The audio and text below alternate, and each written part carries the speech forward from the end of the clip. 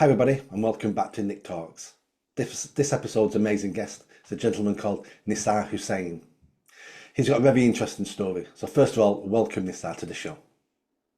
Thank you so much, Nick. And again, thank you for having me. It's an absolute pleasure and a joy. Thank you. You're welcome. Let me start with the first question to tease some of this out for the listener. Was you born a Muslim? Yes, sir. So I'm born and raised in Birmingham to Pakistani Kashmiri parents. So I'm classed as the first generation born to immigrant Yeah. parents. Yes, and I was born in a Muslim household. And you're not a Muslim any longer?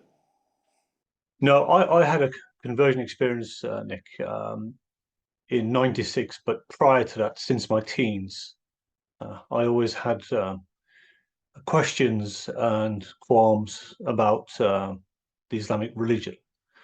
So we were having to go to mosques after school, do our dutiful duty. You had no choice. You know how it is growing up as a child and as a teenager. But it really didn't resonate with me from since my teenage years. And anyway, however, since I came to the Christian faith and embraced the Christian faith, nothing, I mean, absolutely nothing prepared myself and my poor family of what I now know as Sharia enforcement and under apostasy, which carries a mandatory death sentence. That's a great point there. So let me jump in there. So my first question, and apologies if this sounds flippant, why aren't you dead? Because my understanding is if you leave the religion of Islam, some Islamic lunatic somewhere in your town, your city, in the country will kill you. Well, Nick, I came very close to death. It called our persecution over best part of 18 years over two addresses in Bradford. So I'd settled in Bradford around about 1990. So soon after my conversion experience, our troubles then started. This element of lawlessness with impunity, flaunted in the face of multiculturalism against us. And I knew it was something very serious and a no-no in Islam. But it took me a few years to understand fully that the fact is that you have three cardinal sins in Islam: adultery, murder, and apostasy. And apostasy seems to be way above the three. So, in essence, we were subjugated under apostasy in this country, would you believe? Under the noses, may I add, of Bradford police, actually, who are complicit in our downfall. And I'll discuss the fact that we left our home. But going back to your question, yes, it culminated in a brutal attack on me outside my home, getting into my car by pickaxe-wielding thugs who almost bludgeoned me to death. And I suffered kneecapping and a broken hand trying to protect my head from being bludgeoned in. And get this, Bradford Police, Toller Lane Police Station, they refer to it as an assault, Yeah. Not, I mean, not every attempted police, murder. every police force in the country is so quick to jump on the term hate crime, and they can't class that as a hate crime. They have to class that as assault when A, it looked like attempted murder to me, and B, let's say legally it was only defined as assault. Well, surely it's still a hate crime, assault.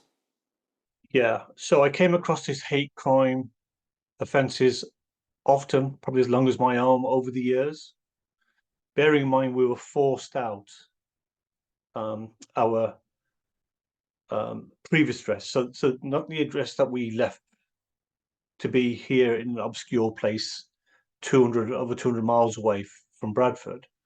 But prior to that, we suffered It starts off at low level abuse, verbal, name calling. They were referring to me often as a Jew dog, and using the B word, a Jew B. Can you believe it? So this is the kind of ingrained hatred, not only first generation, but certainly we're talking sort of kids my age, second generation. Let me ask you this question. So in every society, in every group, there's always violent nutcases. There's always mentally ill people. There's always people who will do violence in every community. How much support did you get from the so-called moderate Muslims in your community? Uh, None actually. So no. So the so-called good Muslims actually are irrelevant. They're the silent majority, but in actual fact, they're complicit as well because they feel you deserve a good kicking for leaving Islam. And you have this talk about dishonoring their prophet, the prophet of Islam. He certainly is my prophet, but actually, so they are all complicit. So would you say those so-called good Muslims, would you say they are silent because they're scared of the radical Islamists, or are they silent because, do you know what? I'm not violent myself, but I sort of agree with what they're doing to that man. Yes, it's a mixture of both, 50-50. So there are those who are quite empathetic, but fearful of any ramifications, actually. But certainly there is this element that also, on the face of it, make out that they're empathetic and it shouldn't be happening, but but really and truly, they feel that you deserve a good kick in. So basically, they're saying, "I'm sorry you're going through this, Nissar, but you brought it on yourself." You precisely that, Nick. Precisely that. Yeah. But again, have born and raised in this country, I never imagined in my wildest imagination it would ever come to a point in my life that we, as a family, myself especially, as the kind of head of the family, if you like, uh, you know, would be subjected to century stuff, and in a country of freedoms and democracy that welcomes everybody and has this wonderful freedom for all religions. But make no bones, we were targeted. Again, these were acts of terrorism. I say that because car torchings, car rammings, drive-by brickings for 4 years. My kids couldn't sit near the bay window because we didn't know when the next set of bricks were going to come flying through. Morning, noon, early hours in the morning, actually, and just demonized and under siege day in, day out, under the noses of the police, who made no arrests, never took a statement off me in relation to all this. It's been a cover up from start to finish. The police are just as scared as some of your neighbours. They don't want to be part of this. They don't want to look like they're anti-Islamic. They don't want to look like they're taking sides. And where the police now fail all over our country because what they do now is instead of enforcing the law, which is black or white, they're now always looking for nuance. They're always looking for community cohesion, community relationships. And that isn't the job of the police. The police's job is only to enforce the law. That's it. I was under this very false illusion that my freedoms mattered, my religious freedoms in this instance. As a British subject, isn't it the priority of any government to protect its citizens? It's the number one duty. Number one duty, forget that. And you're quite right. They were terrified. And may I add, Nick, that I said umpteen years ago, going through these issues and problems and troubles, that it was a two-tier policing system. I'm on record umpteen years ago, because that's what it was. There seems to be no protection for myself and my family, but yet every protection for, all of a sudden, I'm not a minority. Isn't it funny? I'm not a minority, and their minority rights matter, but we who are suffering these acts of terrorism, and it's all designed to instill fear, because it's sanctioned in the Quran. It's to bring you back to Islam, the Ummah, the Islamic, And to stop anybody else leaving. and precisely that, Nick. It serves as a wider purpose to signal that if anybody else dare leave Islam, they're going to get it. And also, can I say, you're absolutely 100%. The police they are terrified. They're paralyzed through fear, Muslim backlash, because they talk the talk. They give out all this hype. Community tensions this, community tensions that, and they fall for it. And they always seem to listen to the Islamists. Because they're so-called community leaders. My question is, who voted them in to be a community leader? Because they're always self-appointed community leaders. Yeah. Nick, I've been fighting my corner as somebody who naively, by the sounds of things now, and going through what we've gone through, believed in democracy, freedoms, defending Western civilization, defending our freedoms and our rights. That's what I was fighting against. And I resisted. And we've suffered tens and thousands of pounds worth of damage. The insurance company refused to insure me. They said, listen, you are a walking liability. I had 3 cars written off in succession. I couldn't park my car outside the church without it being written off. All under the noses of Bradford Police. Can I ask you this question? So I don't want names, but obviously you're married with children. How's this affected them?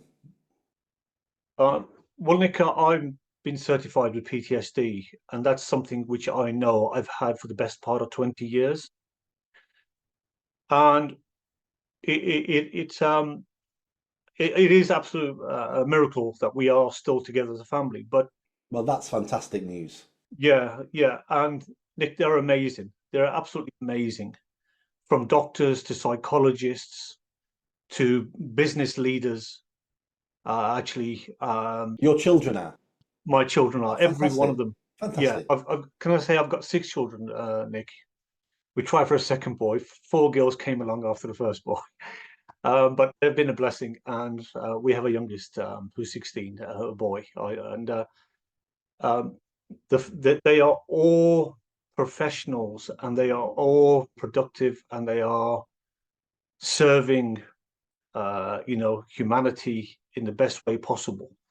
But I can assure you, I had to fight tooth and nail to try and keep us together, and my amazing wife, actually. And the fact is also that um, they have been so remarkable in their tenacity, in their resilience, and I really can't credit them enough. Words that don't do But justice. obviously it has affected them. It has affected them. It must have done, because I can't see anyone living through this and not being affected dramatically. No, this all started when they were like 5 and 6, and they've seen me being attacked. They've seen bricks come through the window.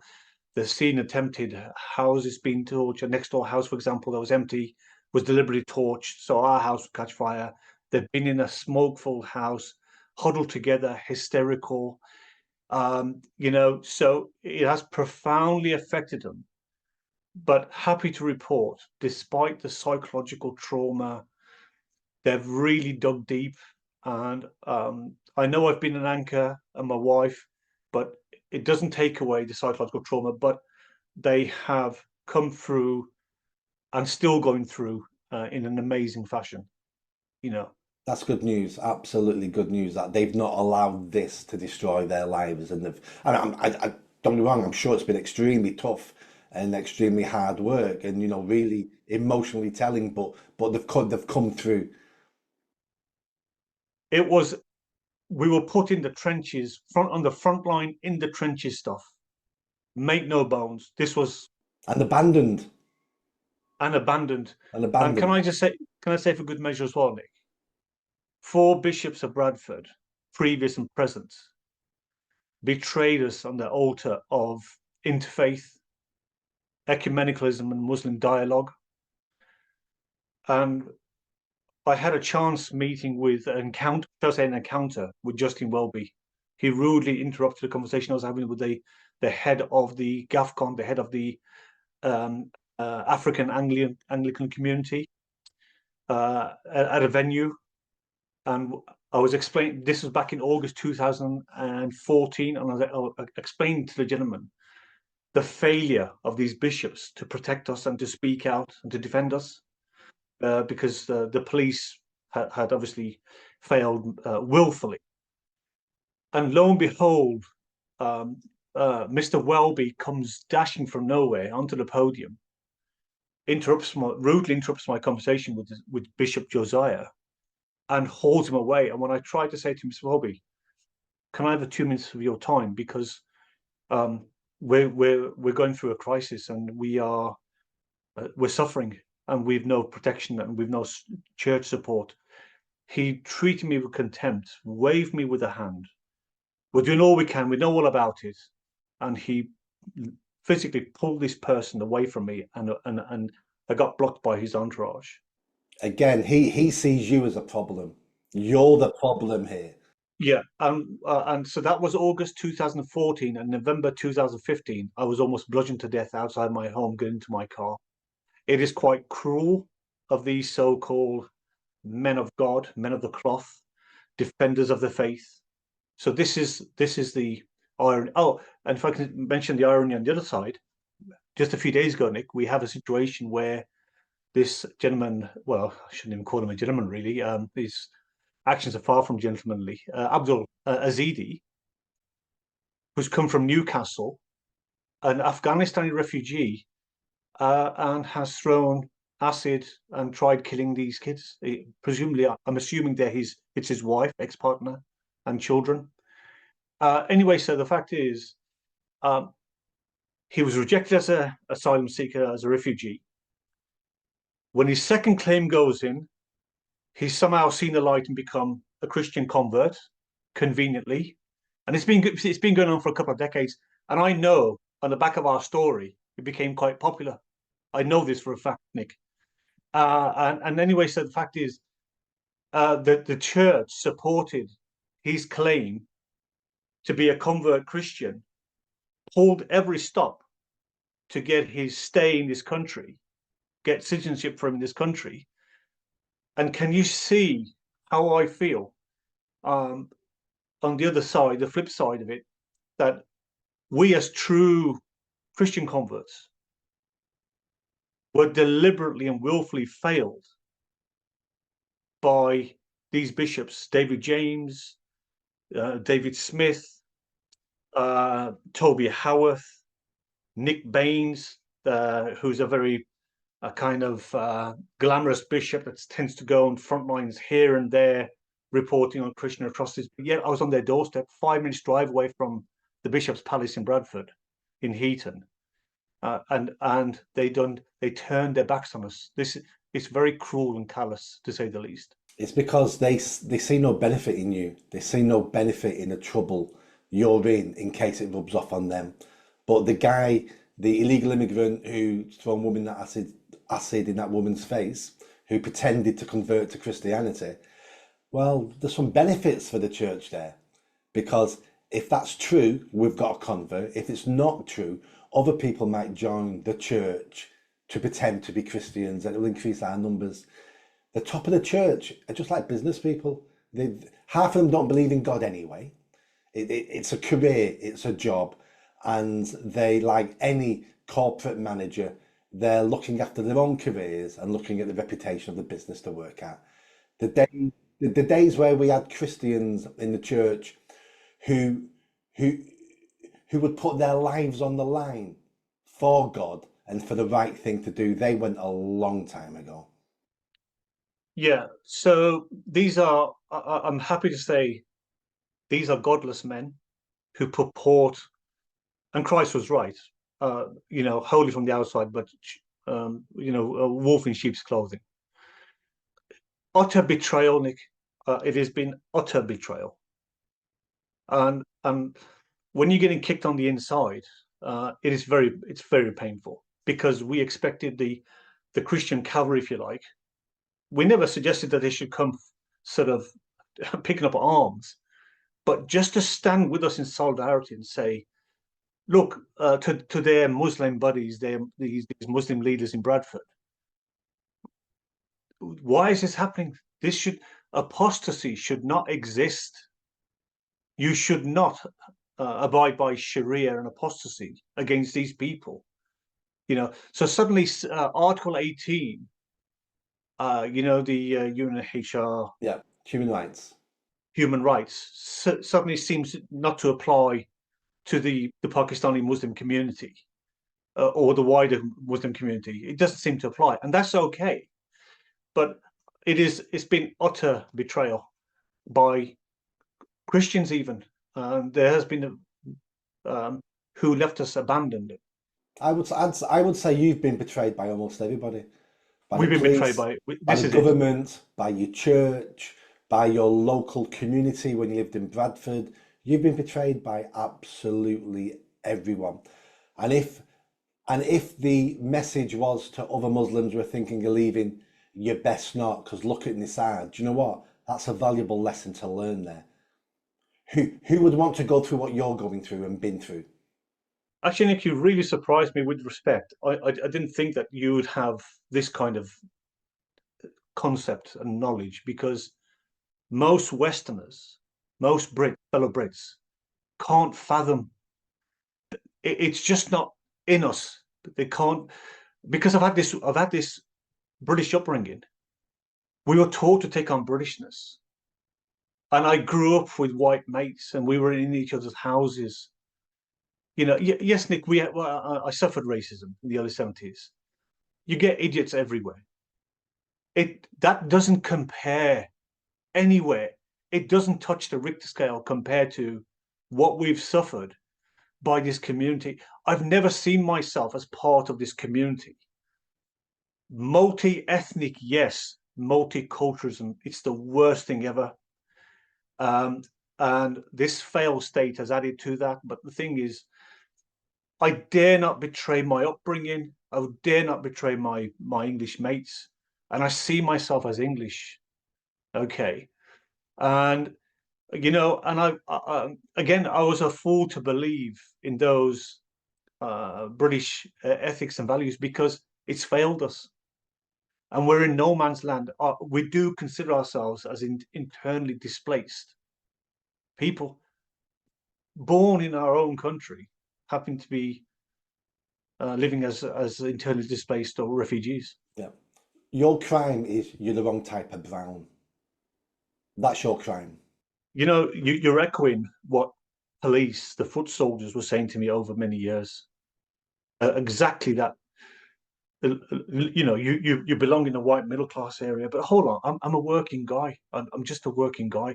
I didn't have hundreds of thousands in my back pocket. I could just suddenly go and live in an upper class or middle class area. You should be able to live anywhere you want in this country, anywhere. Again, Nick, that's another point it's which I resonate with. This was my understanding. An Englishman's home is his castle. I should be allowed to live everywhere, but I can tell you hand on heart, these have now become Sharia areas. These are Sharia zones, whether it's Manchester, Bradford, Birmingham. In actual fact, my younger brother, he warned me. He said, Nissar, don't even think about coming to Birmingham. Yeah, you might go and live on the outskirts or in a nice area, but if you're going to be going around Birmingham, don't even think about it. We have 15% of the population now is Pakistani Muslim there in Birmingham, and they are shooting and killing each other for fun. So don't even think about coming here. Yeah, It's scary. it's very sad, Nick. It is. It's It's very, very scary. Right, before we end, let's try to end on some good news. How are you now? Are you out of danger now? And what are you doing now? okay. Nick, I Bradford, the corrupt, colluding Bradford police orchestrated the armed police a year to the day after my attack in a SWAT-style operation, came crashing through the back gate, through the front door, 10 armed police, and said, there is imminent threat to your life. We cannot leave you out of our sight. Prior to that, Bradford police were trying to get me out at my home. Anyway, sir, uh, the the the upshot is that that same day, I then ended up through some friends going to an obscure place over 200 miles away, and then it took 7 months for us to, per each month, visiting Bradford in conjunction with armed police to move our stuff, make it ready for sale. Okay, we are extremely safe. There are no, and I'm saying this very deliberately. There are no Muslims here. Probably about nearest ones are about 40 miles away, whichever direction you sort of look around. And I wouldn't have it any other way, because it just takes one. And I would also like to say, Nick, if any Muslim person is watching, I'm not sort of demeaning them, but the fact is, I never subscribed to Sharia. I never will. Even as a supposed Muslim in a Muslim household growing up, I never subscribed to Sharia, didn't know what it was. Okay, so thank you for asking. We were very, very safe, and I've been trying to rebuild my life. I have been signed off with PTSD, and I'm not allowed to work. I haven't gone back to nursing since the point of my brutal attack. And you appreciate physical scars might heal, but the mental and emotional scars, um, they seem to sort of even hit you harder and worse after you come out the trenches, after the front line. So it's 7 years down the road, last November, and I'm still going through stuff, but happy to report, Nick, much, much better in myself. I have teamed up since that time with a ex-army retired gentleman, and I'm sure he won't mind me mention his name, Neil Petrie. So we had the legalized apostasy campaign. Actually, and anybody's welcome to look up www.legalized apostasy campaign to highlight the plight of ex-Muslims and raise the concerns of Sharia in our green and pleasant land. And I would say to the good British people, you need to wake up, smell the coffee, because um, this hydra-headed monster, it's out of control and it's running rampant. And I don't wish to scare anybody, but Sharia must be resisted. We must never give up our fundamental freedoms, our values, our rights, our Judeo-Christian heritage. Great, great way to end this podcast. Thank you for coming on, and hopefully let's try to catch up again another time to see how you're getting on. But thank you very much for being a guest today.